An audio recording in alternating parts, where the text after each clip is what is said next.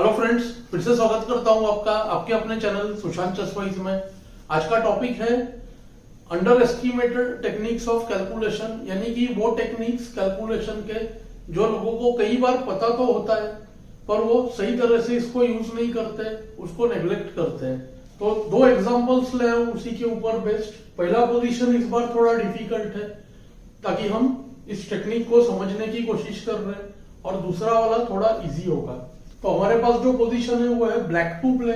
आप देख सकते हो ब्लैक एक्टिविटी में थोड़ा आगे है। यहाँ पे नाइट बिशप्स पावरफुल है, F2 पे वीकनेस है, F3 का नाइट पिंड है, H2 भी वीक है। हम देख सकते हैं कि ब्लैक की क्वीन भी एक ही मूव में किंग साइड पे ट्रांसफर हो जाएगी। तो सबसे पहले हम क्या करते हैं, इस टेक्निक में कैंडिडेट मूव्स ढूंढते हैं। तो हमें ध्यान में आएगा हमारे पास एक चेक है बिशप H2 और दो कैप्चर्स है BF3 और NF2। तो मेन इस टेक्निक का जो स्किल पॉइंट ये है कि ये जो तीन कैंडिडेट मूव्स है, अगर हम इसको BH2 को A समझे, BF3 को B और NF2 को C, तो हम ABC ये जो मूव ऑर्डर्स है इसको घुमा घुमा के देख सकते हैं कि क्या होगा। यानी कि अगर हमने फर्स्ट मूव BH2 किया तो उसके बाद हम BF3 और NF2 करके देखेंगे। अगर हमारा फर्स्ट मूव NF2 है तो हम उसके बाद BH2 और BF3 करके देखेंगे। और अगर हमारा कैंडिडेट क्वीन H4 भी है तो हम BF3 के बाद for example queen H4, BH2 और NF2 इनको करके देखेंगे। तो होगा क्या, जो हमारा पहले जो 3-4 मूव्स इस पोजीशन में है उसी को हम मूव ऑर्डर चेंज कर करके देखेंगे। तो चेंज द मूव ऑर्डर ये बहुत इंपॉर्टेंट टेक्निक होता है। काफी लोगों को तो इसको कैसे यूज करते हैं पता ही नहीं होता है, और कुछ लोगों को पता होता है तो सोचते हैं ऐसे थोड़ी ना होता है, तो वो इतना इसको इग्नोर कर देते हैं। इस टेक्निक के बारे में मैं काफी पहले से ही जानता था क्योंकि हमें इस तरह से सिखाया गया था, पर जैसे जैसे लेवल बढ़ते गया पता चला कि ये टेक्निक बहुत ही इफेक्टिव है और काफी ग्रैंड मास्टर्स इसको यूज करने पे इंसिस्ट करते हैं। तो सबसे पहले हम क्या करेंगे, वैसे तो BH2 चेक में कैलकुलेट करना चाहिए, पर थोड़ा समझाने के लिए मैं बाकी लाइंस को पहले लेता हूं। देखिए नाइट टेक्स F2 अगर हम पहले करें तो किंग टेक्स F2। अब हमें देखिए क्वीन H4 चेक चाहिए, तो पहले bishop takes F3, queen takes F3 और क्वीन H4 चेक। दिखने में बहुत ही स्ट्रांग है, चलिए करके देखते हैं। Knight F2, king F2, bishop F3, queen F3, queen H4 check. लेकिन यहाँ पे किंग F1 के बाद ब्लैक का पोजीशन रीजनेबल है, पर हम इसको विनिंग नहीं कह सकते, तो इस मूव ऑर्डर से कोई फायदा नहीं हुआ। सेकंड होता था किंग F2 के बाद यहीं पे BH2 करना, जो कि हमारा पहला कैंडिडेट मूव था। तो उसमें आप देखोगे कि रीजनेबल प्ले बनेगा बिशप H2 के बाद। अब BF3 के बाद क्वीन H4 चेक का थ्रेट आएगा, वो भी पोजीशन ठीक है पर विनिंग नहीं है। अब चलते अगले मूव ऑर्डर पर, bishop takes F3, queen takes F3। इसमें भी आप देख सकते हो कि BH2 check, king H2, queen H4 check, उसको सीधा किंग G1 आ जाएगा और फिर से कुछ नहीं होता है। अब जो लोग चेक कैप्चर अटैक के साथ इस टेक्निक को यूज करते हैं उनका काम देखिए बहुत इजी होता है। देखिए फर्स्ट मूव ब्लैक ने गेम में BH2 सोचा क्योंकि चेक है, तो BH2 को अब देखो किंग H2 फोर्स, नहीं तो पॉन ऐसे ही चला गया।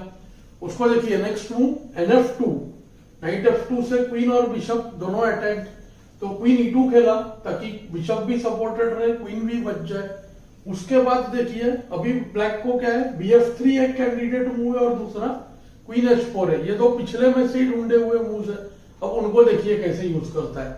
चलिए करके देखते हैं। Bishop takes H2, king takes H2, knight F2, queen E2, और अब यहाँ पे देखिए BF3 तुरंत करने से बेटर क्या है कि पहले नाइट टेक्स D3 कर ले, तो इससे क्या होगा, क्वीन का जो है रुक पे से सपोर्ट चला जाएगा। तो night D3, queen takes D3 और यहाँ पे बिशप F3। अब प्रॉब्लम ऐसा हो गया, दो पॉन्स ले चुका है, तो F3 का बिशप अगर लेंगे क्वीन टेक्स F3 तो क्वीन H4 चेक में आप देख सकते हो E1 का रुक जो है फ्री चला गया, क्वीन H3 को क्वीन E1, और ब्लैक टोटली विनिंग हो गया। बिशप को ना ले तो भी क्वीन H4 चेक आ रहा है कि G1 करने पर simple bishop E4, bishop D5, इसके बाद ये पोजीशन जो है ब्लैक का इजीली विनिंग है क्योंकि D5 भी चला जाएगा। तो इससे हमने देखा कि जो तीन मूव्स थे BH2, NF2 और BF3, इनको किस तरह से अलग अलग ऑर्डर में यूज किया ब्लैक ने। अब एक और एग्जांपल देखते हैं। तो जल्दी से चलते हैं नेक्स्ट पोजीशन पर, जो कि पिछले वाले से थोड़ा इजी है, और देखते हैं हम किस तरह से सेम टेक्निक को यूज करेंगे। ये पोजीशन व्हाइट टू प्ले है।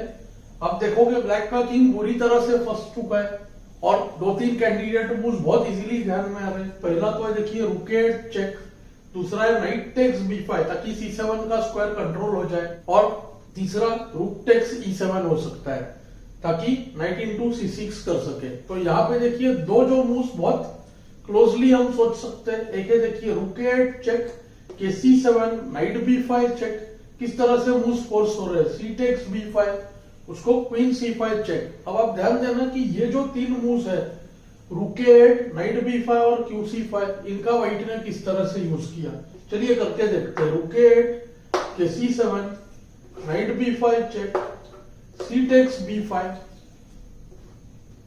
Queen c5 check, knight c6। यहां पे भी व्हाइट मेरे ख्याल से विनिंग ही होगा, क्योंकि नाइट d5 चेक के बाद kd7 को nf6 में क्वीन चली जा रही है, और kd8 के बाद यहाँ पे qb6 और qd6 चेक, ये भी विनिंग पोजीशन देगा। लेकिन व्हाइट ने यही मूव ऑर्डर को देखिए अब चेंज करके कैलकुलेट किया गेम में। तो change the move order technique बहुत ही दिखने में सिंपल लगता है, लेकिन हम कॉम्प्लेक्सिटी में गेम के टाइम इसको मिस कर देते हैं। व्हाइट ने उल्टा करके देखा, पहले नाइट b5। अब देखिए इस मूव ऑर्डर का पावर क्या है, नाइट टेक्स b5 पहले, रुक8 मीटिंग थ्रेट है तो बच ही नहीं रहा है, c टेक्स b5 फोर्स्ड, और अब रुक8 जो हमारा पहला मूव था उसको सेकंड पे ट्राई करेंगे तो सेम होगा, तो वो नहीं किया। जो तीसरा मूव था qc5 उसको दूसरे पे लाया, और अब देखिए इस मूव ऑर्डर में ब्लैक बिल्कुल ही बच नहीं पा रहा है। रुक8 मीटिंग थ्रेट है तो एक ही मूव है नाइट c6, उसको किया qd6 चेक, नया मूव आ गया इस जगह पे, और qc7 करते ही लास्ट में रुक8 चेकमेट। तो ये पोजीशन काफी लोग सॉल्व नहीं कर पाते, हालांकि इतना डिफिकल्ट पोजीशन नहीं है, नॉर्मल मेथड से भी सॉल्व हो सकता है। लेकिन ये जो change the move order technique जो यूज कर सकते हैं वो देखेंगे कि ये पोजीशन बहुत इजीली सॉल्व हो गया। तो ये जो 2 एग्जांपल्स थे थोड़े से इजी थे, ताकि पहले हमें ये कंसेप्ट समझ में आए, टेक्निक समझ में आए, आगे चल के धीरे धीरे इसके में जो है डिफिकल्टी लेवल बढ़ते जाऊंगा। तो आपको ये लेसन कैसा लगा मुझे कमेंट्स में जरूर बताएं। Thanks for your time.